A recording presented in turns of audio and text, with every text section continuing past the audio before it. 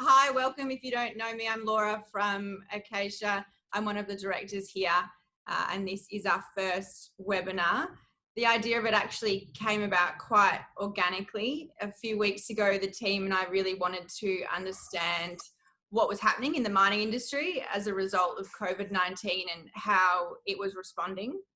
So we sent out a survey to our database, and the response was huge. We had hundreds of responses from close to 20 countries.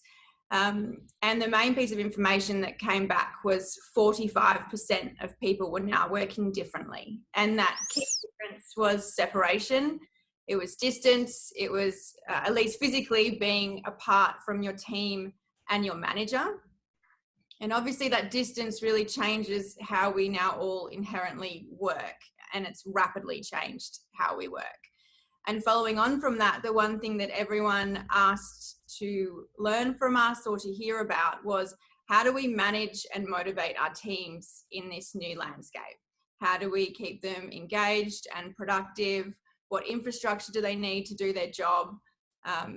And luckily, we know three experts who don't like being called experts, but I think they are across this subject matter, in Bill, Ross and Zaun. So Bill, we met years ago, actually, a conscious capitalism event. He originally founded a business called Acacia, which was a mining software company, which ultimately had over 120 staff across 7 countries, which he sold, and now it has founded a business called Adapt by Design, which helps other businesses scale sustainably. He has a really innovative and inspiring approach to leadership and culture. And every chance I've had to talk to him, he's always given me great value. So I think he will definitely do the same for everyone. The second is Ross, who we have known for, I think, 5 years now. And Ross administers all of our psychometric profiling. He also runs EAP programs for a number of companies, has a mining background originally in HR, and then founded his own business. Ross will be speaking more to how we help our employees in times of crisis and stress. Ross works a lot with my team, so I know that his insights will be really valuable today. And lastly, we have Zaun, who we met as part of WA Leaders. He's an expert in that group. I actually listened to Zaun on another webinar a few weeks ago, and he raised a number of IT concerns that had not even crossed my mind. So that was really valuable. And I think today he will do the same. We've accelerated into a world of remote working, and to use Zaun's words, we're running through doors and leaving them open behind us. So I'm really glad he could join as well. So we will get started. If everyone could mute their microphones if they're not talking, that would be great. There's a Q&A section down the bottom. Feel free and please do ask questions throughout the webinar. If you have any questions for me, I'm happy to answer them in terms of what we're seeing in the market at the moment. We're recording the webinar and we will send it out after. And so for now, I will hand over to Bill. Thank you, Laura. I'll share my screen. So let's get started. Okay, well, before I get going, I have 10 minutes, as I understand. Just nod there, Laura, just to thank you very much. It's so I'm going to have to give one of my more turbo presentations because I can talk a bit. I'm going to, before I get going, tell you that what I'm about to present is Adapt's team framework. Now, this isn't a pitch. I don't intend it to be a pitch. I can share anything that is that I share today and more. It's just that we found that what we've developed here to be very effective. We've developed a team model, team framework, sorry, that is informed by Google's team research, Patrick Lencioni's 5 dysfunctions of a team. Because I have had this challenge of running a global SME where we actually had 7 offices, but it was in 6 countries. So that, and they were all in totally different time zones. And so we were working with distributed teams all the time. And we were doing that at a time when technologically you know, Citrix and different platforms were evolving to help us, but it was in the early days of that. Anyway, so we did learn a lot. And then the final thing is that Eatt by Design was founded 6 years ago. And we've got really fascinated in how to help small, medium enterprises and help founders. And so building team frameworks is essential. And the first team we begin with is the organizational leadership team.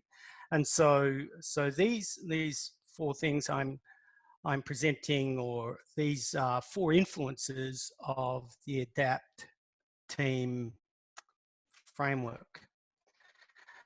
So the Eatt team framework works on having 6 attributes, and what we effectively are talking about here, and we think this, whether you have an intact team, a project team, it's a distributed intact team, or a distributed project team, we believe that these 6 attributes persist. And singularly, the most important to create the foundation is trust and psychological safety. So if you're going to build highly effective teams, you must maximize trust. The other 5 attributes, though, go together to form, you know, think of a team as a system, and what we're trying to do is optimize all of these 6 attributes. So I'll just go through them quickly. Alignment of purpose and values. Now, you'll have organizational alignment. So you'll have a purpose and values at an organizational level, but then you come down into a team, you'll still have a purpose for that team and values that are specific to that team and its part in the organization. The next thing is effective stewardship. Now, this is an area that we find is done quite poorly in a lot of organizations. Effective stewardship is, when does the organizational team meet? What's the general agenda and flow for what they intend to achieve in a meeting? Is it a meeting or is it a workshop? How do they make decisions? There's so many different things to effective stewardship. The next thing is clarity of roles.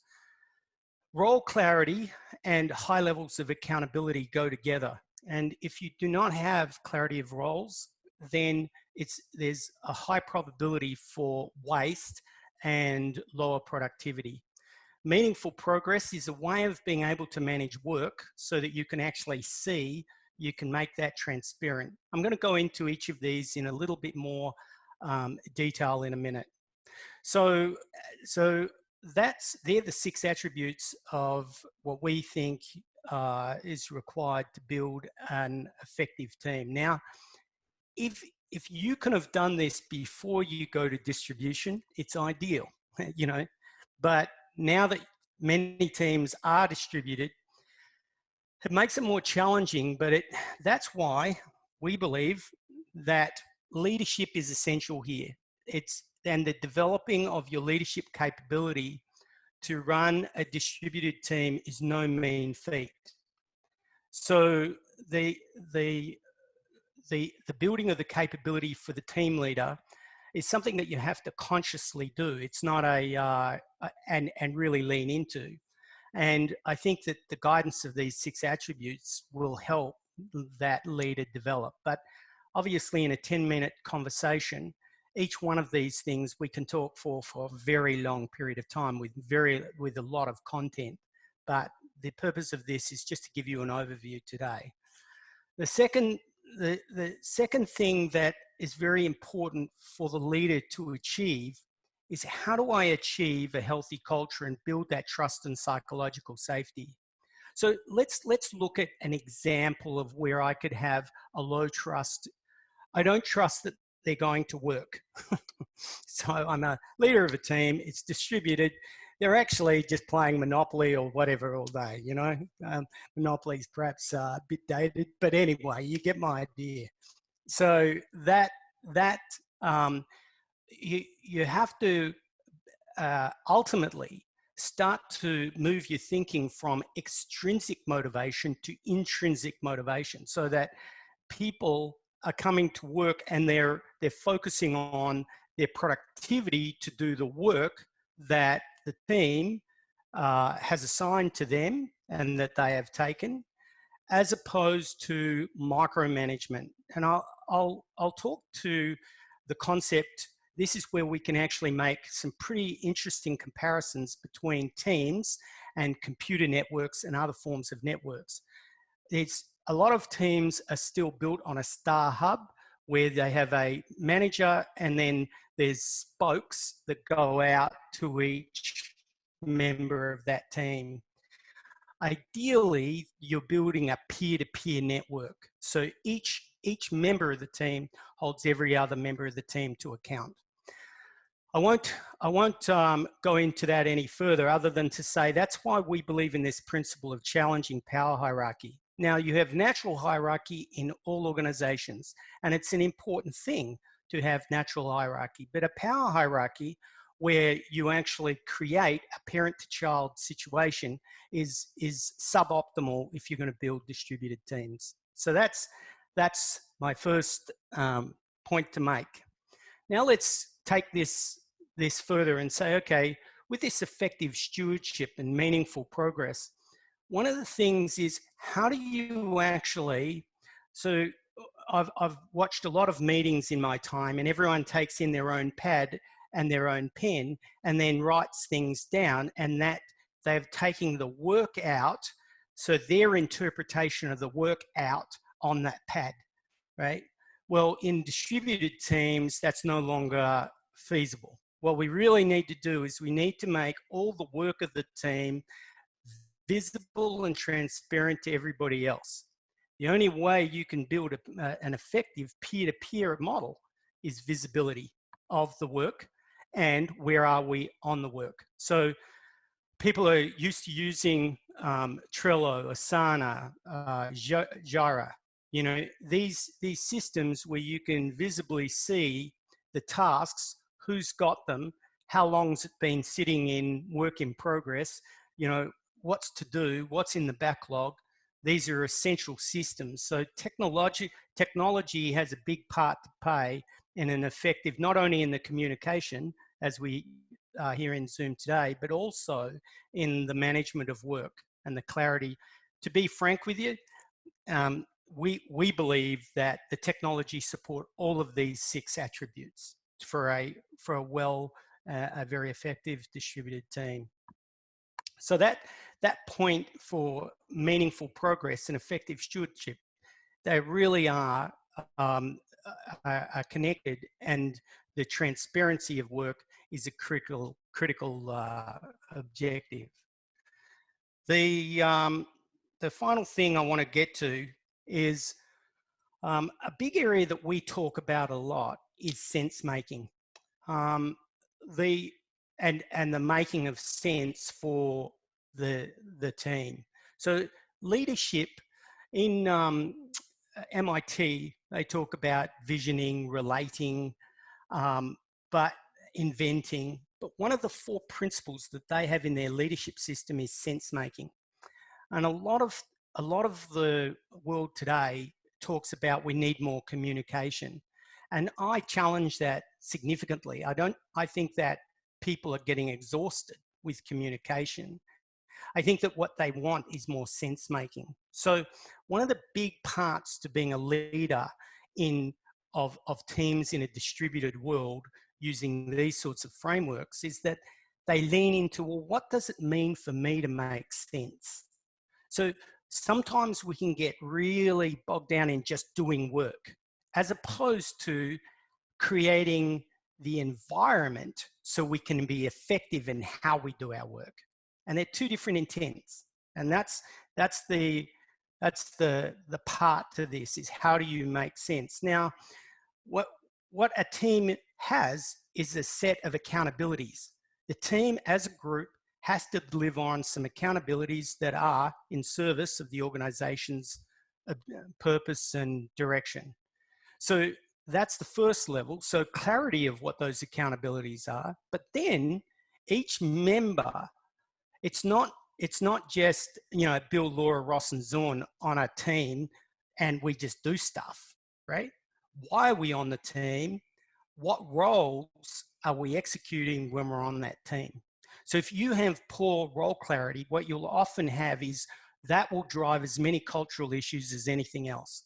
So that you'll get cultural problems associated with demarcation disputes and just the disorder that prevails in that team. So together with, once you've established role clarity, each member of the team needs to be held to account to actually deliver on what they say they will do. If they do not deliver on what they say they will do, then you don't want to descend back to a star hub where a manager has to use, you know, some sort of coercive, fear-based approach to actually improve accountability.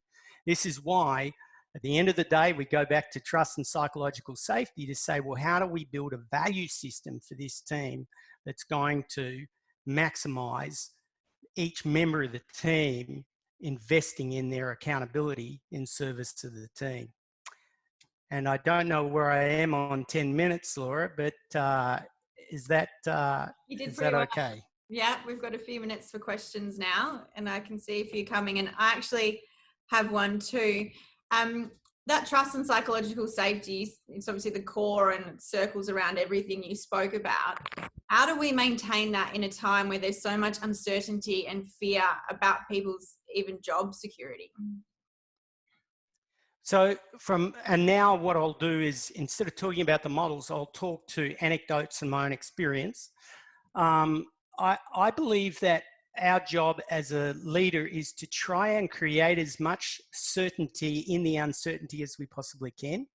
And I think that that's getting on top of it yourself. So, you know, like when COVID hit, I just had I think good fortune is the way I'll put it, to go to Sydney on approximately the 6th of March. And it was just starting to hit and it was palpable. So I actually came back from that trip a bit, you know, shocked by what I was starting to realize what was going to happen. And I remember being flat for a few days, you know, and then I said, well, no, I've got to lean into this, you know, and then say, okay, so start putting in place solutions for the organization in service of everybody, you know, that I was leading. And so it's making, so for instance, we created we have our organizational leadership team. We created a new meeting that we have every week called the COVID-19. I'm sure everybody on the call is doing something like this. And then we had a standard agenda on regulatory changes, customer changes, people changes, and then what initiatives we could put in place culturally to assist with morale, you know, and esprit de corps, you know. So that's what we did. I know that you've worked with the mining industry a lot in terms of them being your clients for a long time. And they're obviously our clientele as well often. If you were talking to a functional management manager now, so a department manager of some type who now has a distributed team, at a granular level, where would you tell them to start? If they didn't have this framework established already, where would be the starting point? Yeah, so what I would try and do, and look, I would code a set of seed values if there's none already established as a starting point, and then I would contact each member. Now this depends on the size of the team and all sorts of other criteria, and I would get them on a one-on-one basis to add some meat to the bones of the seeds I've created. And then I would try and do a team call on a 62% rule, you know, like you don't have to get this stuff totally nailed, right? You just go with something. I'd get a code that we're all going to sign up to specifically for this period. Okay. So it's, and that code, and we agree to be held to account to the code, right? And that's a starting point. Now this is, you know, as a general question, that's very, very difficult because it's obviously going to be very bespoke and change in certain situations, but that's what I would do. Yeah. Okay. Because if we don't get the green, if we don't get the trust and psychological safety, to be frank, it's like trying to build a, it's a house of cards. We need to build some foundation upon which we're going to build all the build the team on. And you mentioned it's bespoke based on obviously the situation of the company and the size of the team. Do you think this framework works for every size of team, or is there a size of team that you think it works best with? No, I think that I just believe in a law of diminishing returns as n, the number of people in a team increases, right? So if you, and the reason for that is there is actually, I won't share it here, but there's a little equation that tells you the number of relationships you have in a team as a function of the number of people, and it's a geometric progression. So it sort of informs you that it becomes more complex the larger the team, and often that means there's been some poor team topology, poor design in the definition of our team network. Why is there so many people on a team? So I think that's a good question, and an area that we see quite a bit of too. People's consciousness as to what is actually an effective team. That in itself is a big question. Yeah, absolutely. Great. So just to recap, what I've taken away from that as a manager is the first thing I need to do is work out some certainty in the uncertain times. So what does it look like for my business and my team? Try and establish some kind of code for how our team is going to operate with everybody's input, and then holding everyone accountable to that in terms of what their role is over this next period. Yep. Okay, great. Well, thank you for that. That was great. We'll move on. We did so well with time, 3 minutes over. I will move on to Ross next. Ross, if you would like to start talking to us about how we need to focus on the stress and the kind of the mental well-being of our teams while they're distributed, that would be great. Oh, you're still muted, Ross. How's that? Okay, thanks, Laurie. Yes, I'm going to work at a level of principle for the most part, rather than specifics, and I think it'll fit pretty well with alongside what Bill just went through. So I want to start with, if you're going to help yourself, and as Bill was saying, it's easier if you start with yourself to help other people. If you're going to be of help, it's good to understand a couple of things, and I wanted to share those. So as long as I can, and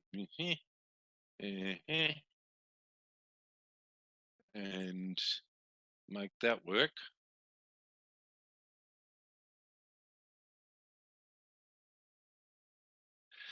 This is a little thing that everybody's got. It's called a coping bucket. 95% of us or thereabouts have only got one, and that bucket's got to cope with all sorts of stuff. And anything that's unfinished business or is still troubling you or distressing you or worrying you, upsetting you, kind of occupies its own bit of space in the bucket. Now, unfortunately, while we've got different size buckets, the fact is that if our bucket gets full, we tend to go overboard. Oh, I should show it on that one. So the overflow, and hopefully at least some of you can remember a time when your bucket's been lapping around the top and something's just triggered the overflow.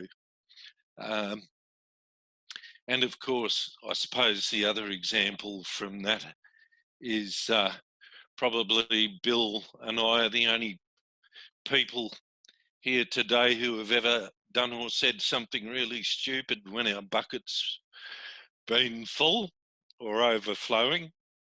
And of course, it's when buckets get full that people make mistakes. So if you're into behavioural safety in your operation, you would be sure to know that a big percentage of accidents that or mistakes that people have made have come about through emotional overload or elevation. So if that makes a bit of sense so far, that's the normal bucket, and it helps us cope with life's normal stuff. Then along comes a virus, which has got all sorts of consequences for us, and in disparate or spread teams, of course, that includes not just huge change, and us humans tend to prefer letting things go as they are as opposed to things changing all the time, because then I have to adjust to stuff. So there's change, there's the social isolation, there's the anxiety about where is this leading, how long it's going to be for, so the uncertainty. So that impact, and what it does is to, depending on how each individual is impacted by those things, it's occupying a large part of people's buckets. So if we can be successful in managing, helping people manage their stress, we probably need to understand that it's not just one single cause for a lot of people. It's not just the virus, it's how it interacts with all the other stuff and adds together. And often in a work setting, you'll observe the overflow and wonder why a person could get so disturbed or distressed over a little thing when it's not just a little thing. It's the big pile of stuff that's sitting underneath it in the bucket. So what I'm leading into is, of course, that means if we're going to help people, understanding how this mix works is an important start. Understanding what an overflow looks like is a good start. Understanding that if you're going to help people genuinely, then you're probably not just dealing with the overflow trigger. You're probably dealing with the whole bucket full, potentially. So if I can figure out where my cursor's gone, I will cleverly move to the next. So what, and I'm going to go through pretty quickly. There's a lot here, but there's a really key issue that I'd love for people to find some value in, and it fits with what Bill was saying. So number one, don't be surprised if some people seem to be overreacting or making mistakes. We know that when there's an organisation-wide scare or fear or disruption, we do tend to get more emotional disruption, more safety problems, more resistance, less compliance, etc., etc. So that's the first step to helping people is don't be surprised, just understand for starters. And if you understand accurately, it gives us a much better chance of having a good impact. Don't expect people to be reacting the same way you are. That's probably patently obvious, but you have to have a very clear belief in your head that how someone is reacting to isolation or separation, if you look back at the bucket, you wouldn't expect for a moment people to be reacting the same as you, because they've got all sorts of different issues and fears and concerns. So be interested in their story not yours. And I think, as Bill said, if you want to help them, keep your own bucket pretty empty. I'll talk a bit more about how to do that briefly. And I'd love you to be clear with this concept that when I convert my thoughts and feelings and fears and problems into spoken or written words, it really helps like heck to achieve my own clarity, my own solutions, and a defusing. So I'm got no doubt that people listening in, many people would have experienced having had the opportunity to do that, to convert stuff into spoken or written words, to have felt a bit lighter, to have thought up their own resolution, their own clarity. So if you're going to help people, it's really good to have that concept in your head, because giving people a chance to do that freely and honestly gives you that psychological safety, I think, or contributes to the psychological safety that Bill was referring to. So more of how you actually do that in a minute, I'll get to. So what does that mean? And this is the suggestion that probably links into what Bill was talking about. And I've seen this work very well. But regular team catch-ups when your team is remote, to maintain a sense of purpose, importance, and vision for the future. How you do that is, of course, as up to you, and it's a good idea to design it with the people that you're wanting to get involved. But us human beings by nature seem to do a whole lot better, whatever else is going on, when we do have a sense of purpose, where we do feel important and relevant, and able to make an impact. And importantly, where we've got a bit of vision for the future, even if it's uncertain. So I hope that bit makes sense. And I've seen these bits form good regular catch-ups, encourage people to debrief to whatever level they're comfortable with, which takes us back to the, that's just a method, a group debrief of doing the converting of thoughts and feelings, etc., to get clarity. But it is also to whatever level people feel comfortable with. You don't want to force people.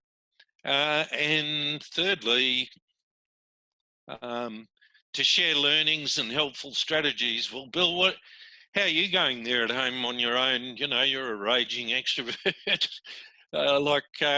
What are you doing that other people might find helpful? Oh, Zaun, what are you doing? Pulling the flies off wings at lunchtime for entertainment? Whatever it might be, sharing what's wrong and sharing what I'm doing that's helping me is really good team building stuff too.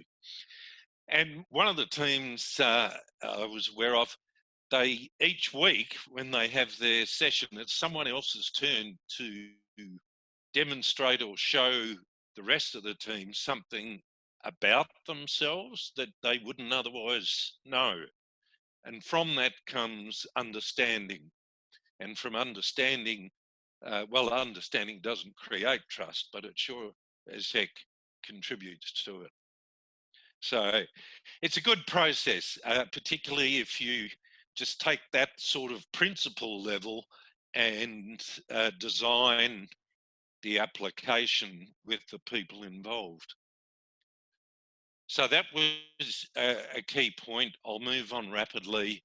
This is the best communication tool I've ever seen for debriefing. Basically, you can look at it in slides later if you're interested, but it basically says, shut up, listen, tune in and acknowledge that you're listening. Occasionally check what the other person said by summarising. It's kind of like holding up the mirror. Don't say, I hear where you're coming from. Actually say, oh, I see, so this is impacting you like this. Right, gotcha. And ask some questions. So how about, how long has that been happening, or what's blah, blah, blah. Anyway, I'll move on quickly, but what's not in there, folks, is interrupting to agree or disagree or judge or criticise or solve or fix or, start telling them about your problem. The art of helping people defuse by debriefing means setting out to hear and understand and give them a chance to speak freely, safely, without judgment or criticism or any of those other things. Beautiful tool. Try it with your partners and your kids. What else helps? And I think I need to go quickly, don't I, Laura? You've got a few minutes. Okay. A beautiful concept, event, then vision. It's hard to look to the future while I'm still chewing on a brick about the problem. So a good thing to do when someone's had a vent, or if it's you, yeah, by all means, get it off your chest, how you're struggling and what you don't like and what you're upset about. But don't let people stop there. Move on to the empowerment bit of, so that's all pretty lousy and it's a big change. What do you reckon we could do to kind of get to grips with it as best we can? And that's where it becomes more empowering, where if you finish on the problem, it's like we all get depressed. Put most of your effort into achieving what you want. Just take time out to have a fallback plan for the worst. Sometimes reduces stress. So worst case scenario, look, if we can be happy living in an on-site caravan at Woodman Point, driving a HR Holden station wagon, and having a great life, then it lowers the anxiety and stress about a lot of other things. I hope that makes sense. This one too, if at first you don't succeed, do something different for goodness sake. If you didn't succeed the first time, it's probably going to give you the same outcome if you keep doing it. So if you in your family or you personally or one of your employees is complaining about the spillover stress, like I was stressed, so I barked at my partner, he or she's barked back and we haven't spoken to each other. So then the relationship adds to the stuff that's in the bucket, which then gets worse and we spiral downwards.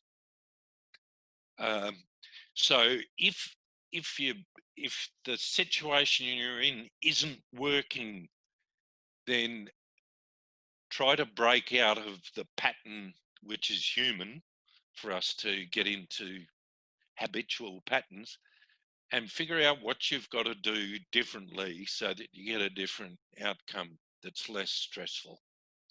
That's self-explanatory.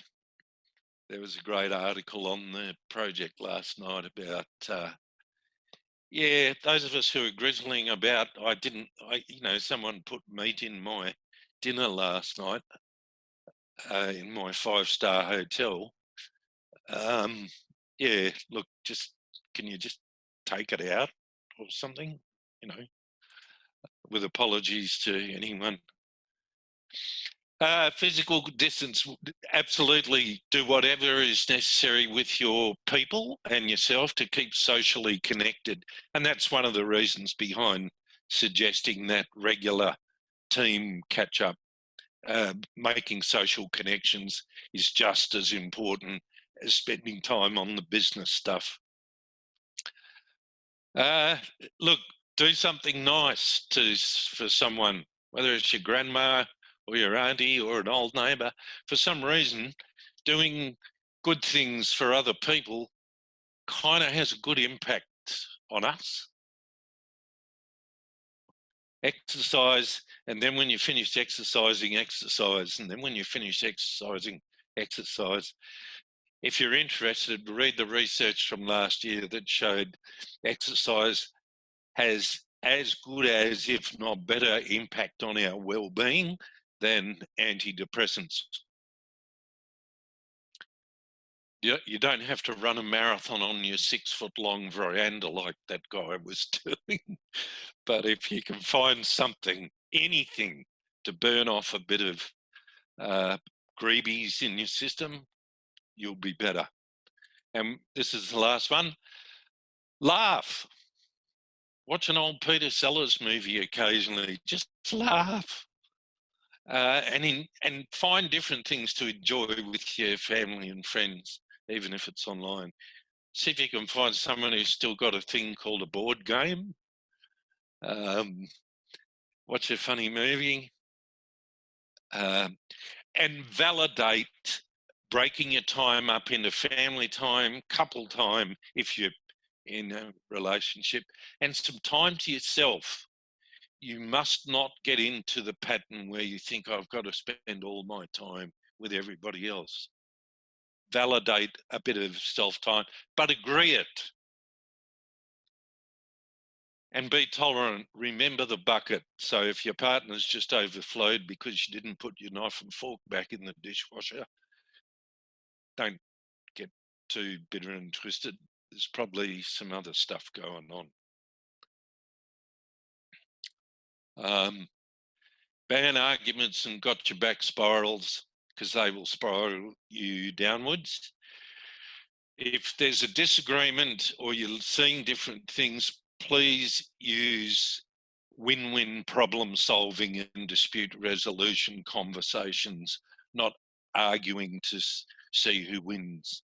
And I've included and use your employee assistance program, because that's what they're there for. And you're perfectly entitled just to phone them up and say, Roscoe, I don't need any clever solutions. I just got to get some dirty water off my chest, all right? Or help me come up with some ways that my wife and I, or whoever it is, can work together. And that's pretty well it. That's the got your back spiral, when we start off being annoyed with each other and it gets into a yeah, but you, yeah, but you, yeah, but you, which spirals downwards and just makes life worse and becomes a big slice in the bucket. And that's the difference between having an argument and thinking, the more I interrupt you and raise my voice, the more I talk, the more you'll agree with me, versus brewing and stewing until I explode. And these are some of the hints of how to have a responsible, polite, respectful, honesty conversation. So that's it. All right. I've got a question for you and then we'll move to Zaun.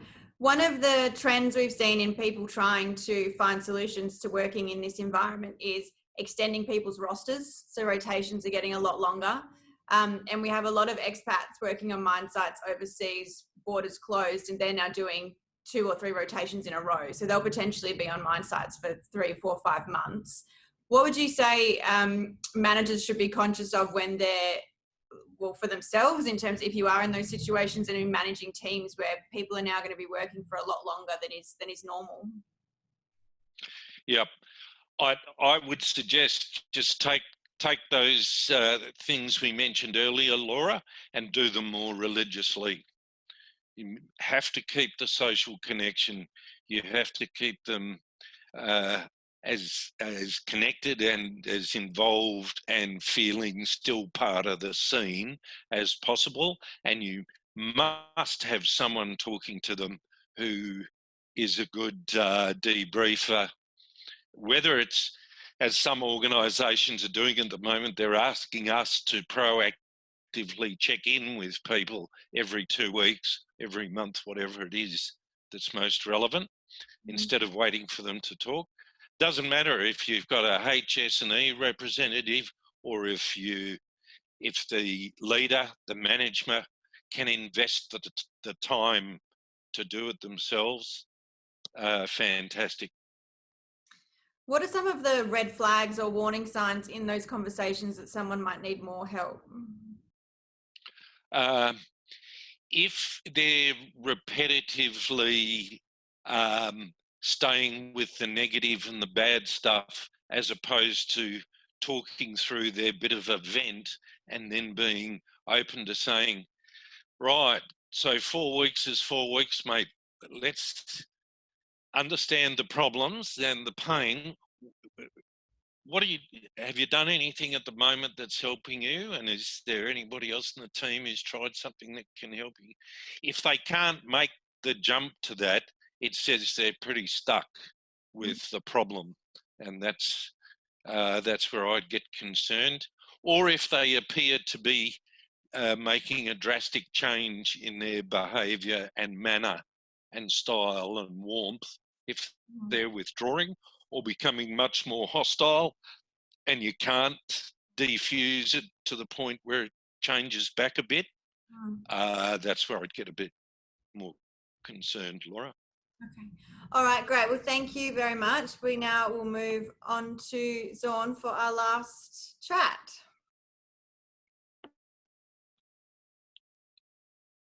Thank you, Laura. Appreciate that. And thank you, Bill and Ross. It's hard to tie back in technology when we've had the heart and the soul kind of speakers right there. So I'm going to try and shift gears and share something around what we're seeing in the market and hopefully what we're experiencing with clients and what we're seeing people respond.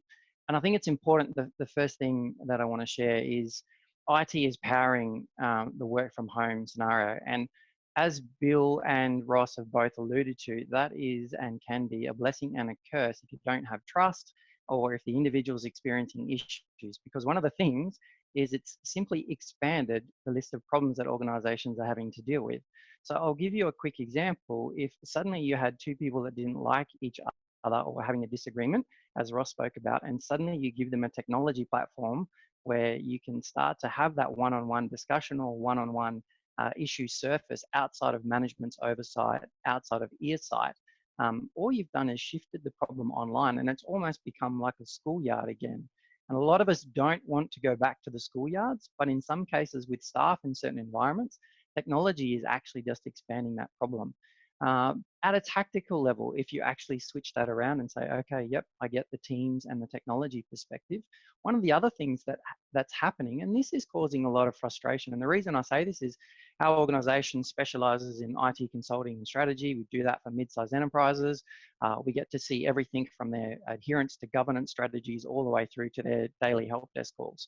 So we get to see the engagement challenges by the number of new users that are flicking through, people complaining or getting frustrated. So we see this every day. And one of the things we've noticed is that what's happening is people aren't taking on board some of these frustrations that users are having at a team level, at a department level, or at an individual level. So the plans that people might have had for technology for their staff, no matter where they are around WA or Australia at the moment, the question that I want to ask is, how are you actually leveraging that technology plan that maybe was created before COVID? And now that everyone's dispersed, how are you actually making that work with technology? Are you enabling poor culture? Are you magnifying poor culture? Or are you using your technology to actually bring that together? Are you creating daily huddles? Are you using the power of video? Are you increasing your staff engagement surveys? Are you using online staff engagement? A lot of the ways that people used to talk about culture, you hear them say, culture is the leader's shadow. Well, if that leader's not in the room anymore, how are you actually finding that?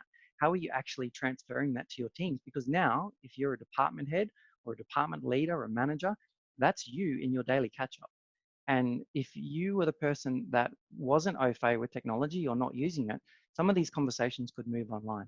There's probably a lot of breadth in people that are on the call, from tens of staff, hundreds of staff, to thousands of staff. So the question for you personally is, what do you need for technology to actually help you improve what you're doing in this environment? And are you giving that information back? We finished just doing some consulting with a 300-person firm, does a lot of mining work. And one of the questions that their staff, consisting of themes, if you like, their staff consistently had was, staff closer to the head office were seen as being treated favorably when it comes to simple, ridiculous things like technology budgets. The closer you were to Perth, the more budget you got. The further you were away from Perth, the smaller your budget. So how is that planning out for you? Next observation, Bill spoke about this, trust, teams are in flux. There's a lot going on, a lot of concern, a lot of anxiety, and there's a lot of chaos. And when it comes to technology, you have to think the skill gaps that you had in your teams with technology. And we have a saying in our business, we focus on a 4-quadrant model around people, process, risk, and technology. And technology is the easy part. But for all of your companies and departments, there was probably someone in the team consistently, and you know who they are, who was always asking, oh, how do I do that? Or how do I do this? Or what's the best way to do that? Or where do I find this? Now, when you've just isolated them at home, who and where and what are they doing to find that help? What are they doing? And personal example, I was on a call yesterday. I walked out of my call, chatting to my son. He's doing online schooling like most people. He's in year 9, and he was laughing. I said, "What's funny?" And he said, "Oh, we were doing a Teams call, and everyone was muting the teacher without her knowing how to stop them." So now that's a pretty challenging scenario. And I said, "What was the teacher doing?"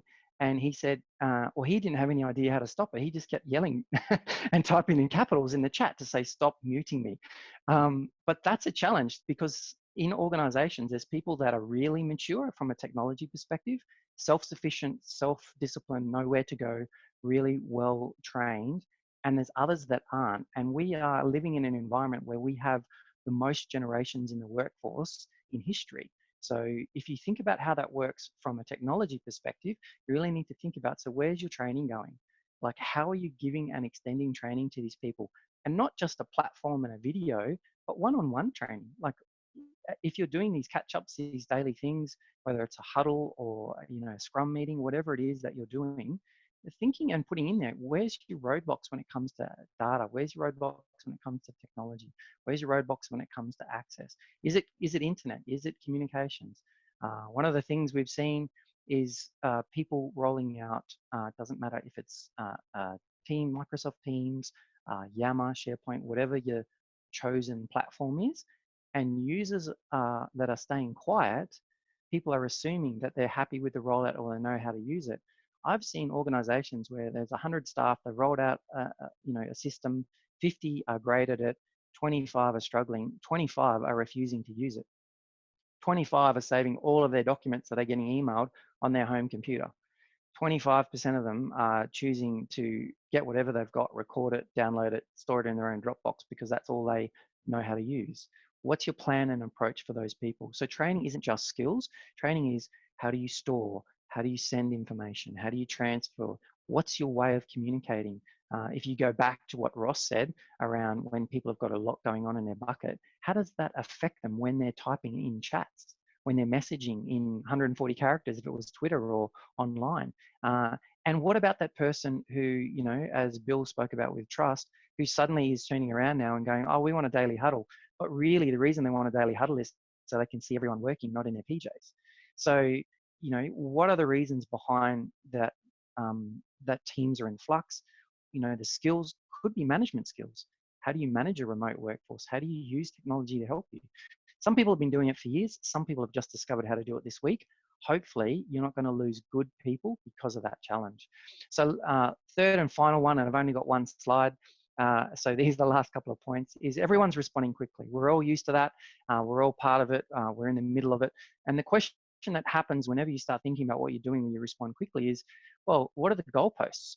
Last week, we were connecting in via terminal services. This week, we're cloud, we're VPN. Next week, we're cloud. Who do I go to for support? Who do I ask for help? How do I get access to this? Or can you enable me for this data? And one of the things that we're seeing, and this comes back to security, and everyone in our industry, you're going to see talk about this a lot, is who and what is secure. So personal example, yesterday I was checking with our sales team on something, and I was asking one of the guys for some info. We logged on to our, we've got a product called Microsoft Cloud App Security, and I could tell that in the last 24 hours, we'd had over 1,000 attempts from a combination of China, Brazil, Vietnam, and Thailand to log into our sales mailbox. It was rarely used, and it was constantly getting hammered. Now, if you think about who and what is secure, number one thing, and this came out this week, the CEO of Austral Ships, you know, they obviously were in the newspaper, it's public knowledge, they got breached. They got breached because someone was using Austral 123 as their password. They bought that access on the dark web, and they used that to try and get into the Austral network, which they were successful in doing. So right now, education is right up there, but so is security, and so is how you're protecting your security. If you're in an organization that's having to make people redundant or stand them down, what data are you standing down? A lot of people assume that when you're standing down people that the data still resides back on the corporate network. Well, now everyone's working from home. People aren't checking that. And so there's a huge gap in the security footprint because the footprint has expanded. What you used to just be able to control in your office block in the city or, you know, in your mining headquarters or your commercial premises, suddenly that's gone home. And that's gone home to every home network, every risk. So if people are sharing devices, family are sharing internet connections, who and what are you protecting? PR releases, ASX updates, commercial in confidence contracts. Who has access? Where is that access? How are you proving who's actually logging on? If you're only logging on via a username and password, I can tell you right now, you need to be talking to your IT department because that is not enough, especially from home today. I know Bill has a lot of experience in this area and he'd be able to tell you with a distributed workforce what that's like, but there's a lot of things you need to be doing. So mine is really around these technology questions. Is your planning relevant for your departments, for your teams, for your company? Where's your training? Not just for technical training, but for personal training, for access. Where do I find things? Where do I go? Keeping your people productive. Third and finally, who and what is secure in your environment? So are the things that you're suddenly saying, yep, we need access to that? Are you remembering to plug the holes along as you go? So a quick update, hopefully that helps some of you out there. Happy to take any questions in the time, but obviously tie together a little bit of what Ross and Bill have shared today. Over to you, Laura. Yeah, we do have a few questions. Thank you for that, Zaun. One of them is around, and this would obviously depend on the size of the team and the company, but what software systems do you see as most practical and accessible to be engaging your team at the moment?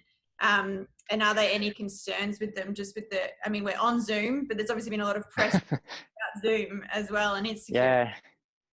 Yeah. I mean, the Australian Defence Force came out this week and said they've banned the use of Zoom, courtesy of Hamish from Hamish and Andy, because he dropped in on an Air Force meeting unannounced. That's a good way to get Zoom banned by the Australian Defence Force. But I think for video, you know, Zoom is fine if you learn how to secure it. Comes back to training.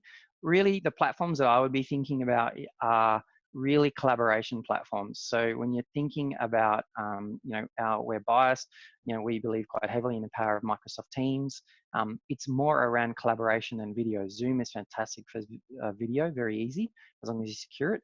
Microsoft Teams, definitely a great choice out there. There's a lot of others. That's what we know the best, but it brings together chat, knowledge, data, security, hosted in Australia, approved by the Australian government. It ticks a lot of the boxes, especially if you're exposed to a lot of the ASX requirements around security and in country.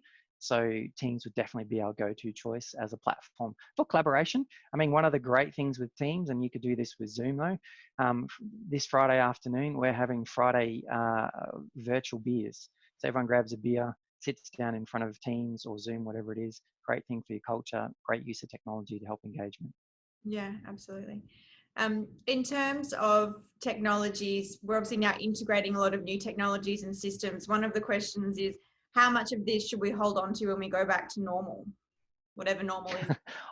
Yeah, whatever normal is. Like, I think we're going to see a radical shift in Australia in terms of where work happens. You know, I think you don't see this kind of outcome at a global level not change people's perspective.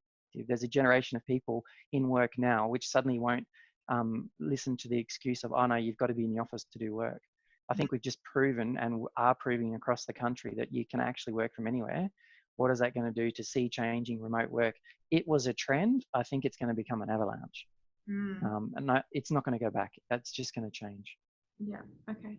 All right. Great. Well, we've just hit 3. So thank you very much to everyone for that. That was great. I know I gave you tiny time slots to try and convey a lot of information, but It was great. I've recorded the webinar for everyone listening, so we will send it out to everyone, and that is it. Thank you very much. Thank you all. Guys. Thanks, Zaun. Thanks, Bill. Thank you. Bye. Thanks, guys. Nice to meet you all.